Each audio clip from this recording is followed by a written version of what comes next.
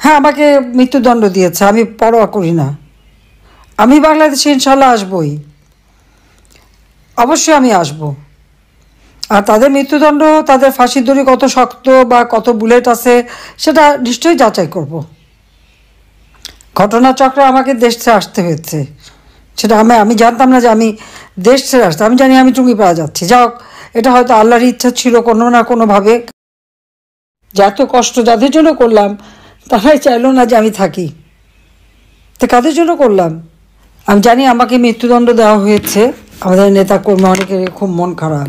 আমি একটা কথা বলবো যে মন খারাপ করার কিছু নেই, রাজনীতিতে এরকম সময় আসে। আর ওরা কারা যে মৃত্যুদণ্ড দেয়, ওরা তো অবৈধভাবে ক্ষমতা দখলকারী। একটা কথা মনে রাখতে হবে, যেটা বাস্তব, সেটা হলো যারা অবৈধভাবে সন্ত্রাসী, জঙ্গি এবং খুনি এদেরকে সঙ্গে নিয়ে যারা ক্ষমতা দখল করে, অর্থাৎ সন্ত্রাসের উপর নির্ভরশীল হয়ে যারা ক্ষমতা দখল করে, এরা কিন্তু সবসময় নিজেরাই ভীত থাকে, কিন্তু তারা অন্যকে ভয় দিয়ে, মানে বলতে গেলে ভয়ের রাজত্ব কায়েম করে, একটা ভীত সন্ত্রস্ত অবস্থা সৃষ্টি করে তারা তাদের ক্ষমতাকে ধরে রাখার চেষ্টা করে। কারণ তারা মনে করে তাদের যেহেতু জনসমর্থন নাই, একটা চক্রান্তের মধ্য দিয়ে আসে, ষড়যন্ত্র করে আসে, অবৈধ অর্থ বিলিয়ে আসে, সে কারণেই এরা একটা ভীতিকর পরিস্থিতি সৃষ্টি করে।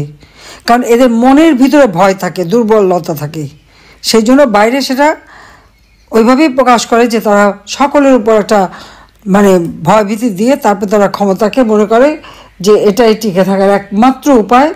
আর ক্ষমতার মসনদ টিকিয়ে রাখার জন্য তারা এই অবস্থাটা সৃষ্টি করে।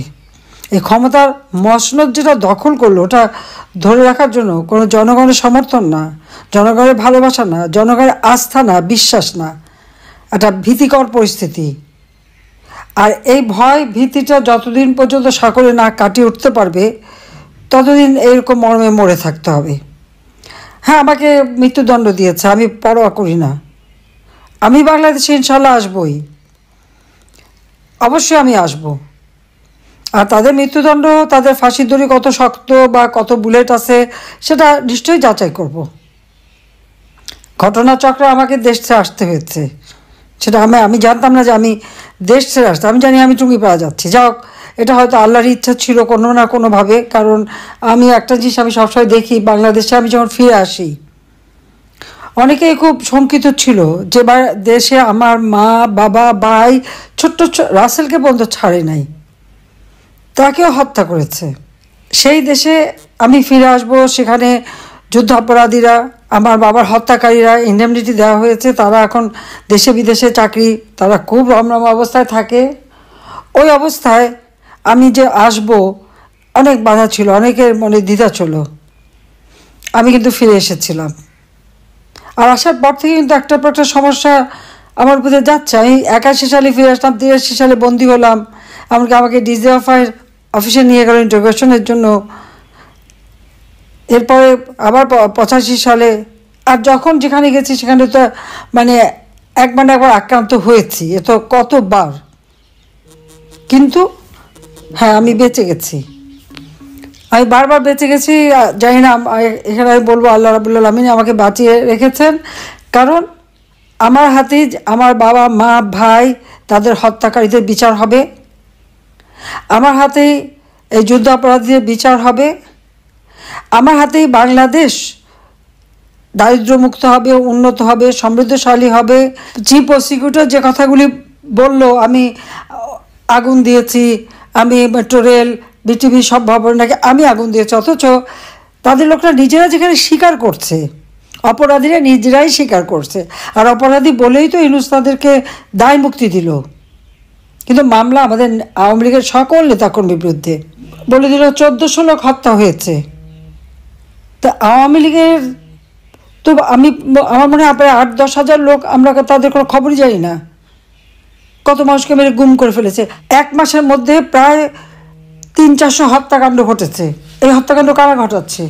এটা তো ইউনূসের পেটোয়া বাহিনী, তারাই তো এই হত্যাকাণ্ড ঘটাচ্ছে একের পর এক। আজকে ইন্টারন্যাশনাল ক্রিমিনাল কোর্ট 1973 সালে সেটা করা হয়েছিল যুদ্ধ অপরাধীদের বিচারের জন্য, বেআইনিভাবে সংশোধন করে করে সেখানে আমাদের বিচার হবে, আবার পার্টি হিসেবে বিচার হবে, কারণ দেশে প্রচলিত আইন তো আছে। তবে হ্যাঁ, একটা জিনিস ইউনুস ম্যাজিক দেখালো যে মাত্র 20 দিনের হিয়ারিংয়ের পরই দেখা গেল জজ সাহেব 450 পাতার জাজমেন্ট লিখে ফেলে দিল। চমৎকার দেখালো আর কি সব কিছুতেই। আজকে যা সকলের কাছে প্রশ্নবিদ্ধ, অর্থাৎ অবৈধ সরকারের সকল সিদ্ধান্তই অবৈধ। আমি সমস্ত আহত পরিবারকে চিকিৎসা দিয়ে, আহত যারা ছিল সকলকে চিকিৎসা আমি দিয়েছি, কিন্তু 5 তারিখে আমি আসার পর তারা কি পরবর্তীতে চিকিৎসা পেয়েছে? পায়নি। 34 জনের মতো সেই সময় শহীদ হয়েছিল, আমি তাদেরকে গণভবনে ডেকে নিয়ে আসে তাদের সান্ত্বনা দিয়েছি। আমি জুডিশিয়াল ইনকোয়ারি কমিশন গঠন করে দিয়েছি তদন্ত করবার জন্য। ইনুস যদি হত্যাকাণ্ডগুলি না ঘটিয়ে থাকে তাহলে এই তদন্ত কেন বন্ধ করলো সে? জুডিশিয়াল ইনকোয়ারি কমিটিকে তদন্ত করতে দিল না।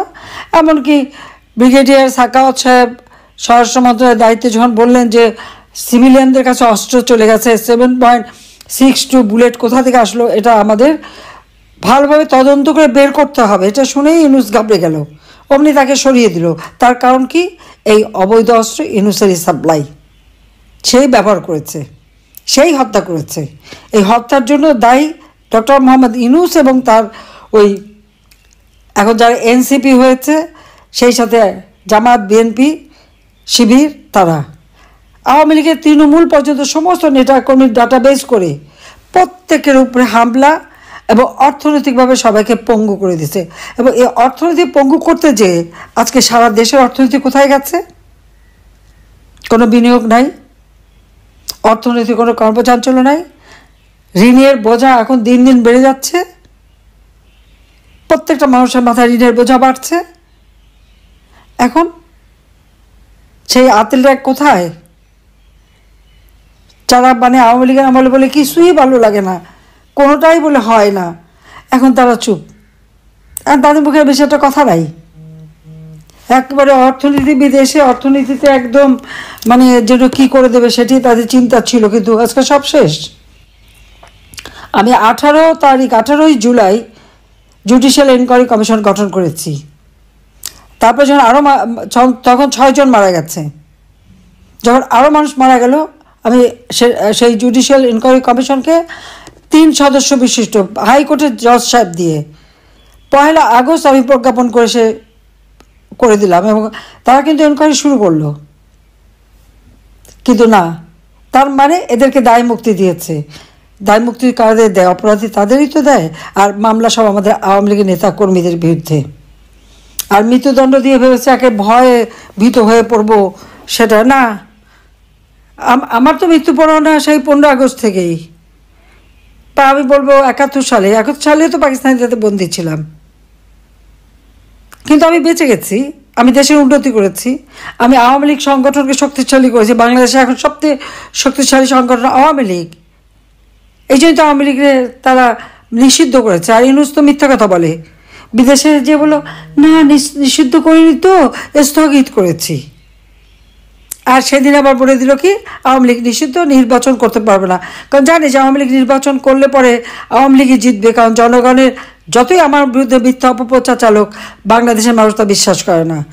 ভোটের সময় তারা আওয়ামী লীগকে ভোট দেবে, কারণ জানে একমাত্র আওয়ামী লীগ আসে এদেশকে উন্নত করতে পারবে, তাদের জীবনে শান্তি নিরাপত্তা দিতে পারবে, তাদের জীবনের আস্থার ঠিকানা একমাত্র আওয়ামী লীগ। কাজে আওয়ামী লীগের সকল নেতাকর্মী যে যেখানে আছে ঐক্যবদ্ধ হতে হবে।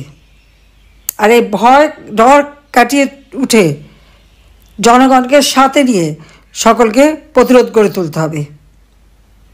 আপনারা দেখেছেন যে ঢাকা শহরে যখন আমরা লকডাউন বললাম, সাথে সাথে সারা বাংলাদেশ কিন্তু স্বতঃস্ফূর্তভাবে মানুষ বন্ধ করে দিল। কিন্তু আমি চাই না যে আমরা এভাবে বন্ধ করে আমার রিক্সাওয়ালা, দিনমজুর, খেটে খাওয়া মানুষগুলি কষ্ট পাক। আমি সেটা বলছি যে ঠিক আছে, তোমরা 2 দিন করেছো, তারপর আবার 1 দিন দিলে আর না, আমার মানুষগুলিকে অন্তত বাঁচতে দাও, কারণ তাদের জন্যই তো আমার রাজনীতি। তাদের যেহেতু রাজনীতি, তবে আন্দোলন আমাদের চালিয়ে যেতে হবে।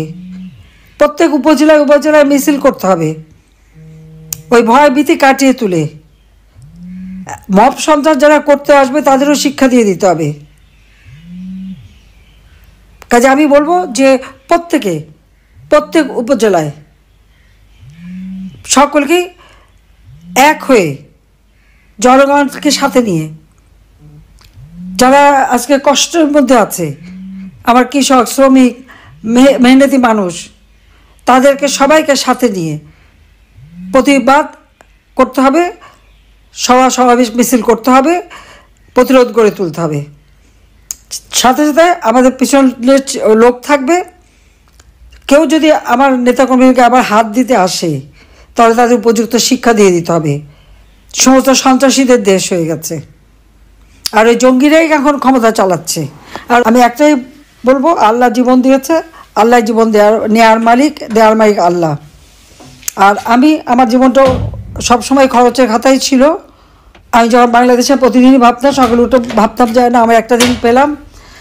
এখন আমার দৃঢ় বিশ্বাস যে এই ইউনূস এবং তার যত অপকর্ম বা এই জঙ্গি সন্ত্রাসীদের হাত থেকে আমাদের দেশকে মুক্ত করতে হবে, এবং সেদিন বেশি দূরে না। আর আমি অবশ্যই আসবো। অনেকে মনে করছে আমি আসবো না, কেন আসবো না? সময় হলে ঠিকই আসবো। হ্যাঁ, আল্লাহ যেমন আমাকে নিয়েও আসছেন, একদিন সময় হবে আমি আবার ফিরবো, দেশকে উন্নত করব, দেশের হারানো গৌরব আবার ফিরে আসবে। কাজে সবাই ভালো থাকেন, সুস্থ থাকেন, এবং মনের জোর নিয়ে, জনগণের শক্তি বড় শক্তি, এই শক্তি দিয়ে ওদেরকে প্রতিহত করেন। আমি যেখানেই থাকি আছি, বাংলাদেশের মানুষের সাথেই আছি। আর যাদের এইভাবে ঘর বাড়ি গেছে, আপনজন হারিয়েছেন, তাদের প্রতি আমার সহানুভূতি জানাই। আর ইনশাল্লাহ একদিন আবার সব কিছু হবে। হ্যাঁ, আজকে একটা কষ্ট, 15টা বছর 7 মাস তো একটানা আওয়ামী লীগ দেশে ক্ষমতায় থেকে দেশের মানুষের জীবনে শান্তি নিরাপত্তা দিয়েছিল। তারপর মানুষ কেন বিভ্রান্ত হলো আমি জানি না, সেটা আমার একটা প্রশ্ন। এখানেই আমার কষ্ট, যে এত কষ্ট যাদের জন্য করলাম, তারাই চাইলো না যে আমি থাকি। তো কাদের জন্য করলাম? লুটপাট, চাঁদাবাজি, মাস্তানি, কমিশন খাওয়া, এটা তো এখন একেবারে মানে সব কিছুর জন্য পরিষ্কার। বৈষম্যহীন বাংলাদেশ গড়বে, কোটা থাকতে পারবে না, এখন আর কোটা লাগে না। পিএসসি পরীক্ষা, পাবলিক সার্ভিস কমিশনের যে পরীক্ষা হয়েছে, সেখানে এমনকি একেবারে নিরীহ যারা কোনো দল করে না, সেই ছেলে মেয়েগুলিরও চান্স পায়নি, তাদেরও বাদ দিয়ে দিয়েছে। ওখানে সমস্ত জঙ্গিদের ঢুকানো হচ্ছে। দুইটা পিএসসি পরীক্ষায় সব জঙ্গিদের ঢুকানো হচ্ছে। তো বৈষম্যহীন না বৈষম্য করার জন্য তারা এই আন্দোলন করলো, সেটাই আমার প্রশ্ন। এখন জঙ্গিরাই আসবে সব কিছুতে। তবে এরকম তারিখ যেও করছিল, 5টা বছর ধরে সব 4 বছর ক্ষমতায় ছিল, সব বিএনপি ঢুকিয়েছিল। কিন্তু ভয় এখানে যে জামাত, ওই হিজবুত তাহরির থেকে শুরু করে যতগুলি জঙ্গি সংগঠন, এরা তো আবার ওয়েল ট্রেন্ড, পাকিস্তানের মাদ্রাসা থেকে সব ট্রেনিং নিয়ে আসছে, তাদেরকে দিচ্ছে চাকরিতে, তাদের পুলিশে, তাদের এবং আর্মির যে এতগুলি অফিসারের বিরুদ্ধে মামলা দিয়েছে, এখানেও তাদের ঢুকাবে। তবে আবারও বলবো, জনগণের শক্তি বড় শক্তি। কাজে আজকে সবাইকে আবার ঐক্যবদ্ধ হওয়ার আহ্বান জানিয়ে আবার শেষ করছি। খোদা হাফেজ। জয় বাংলা, জয় বঙ্গবন্ধু, বাংলাদেশ চিরজীবী হোক।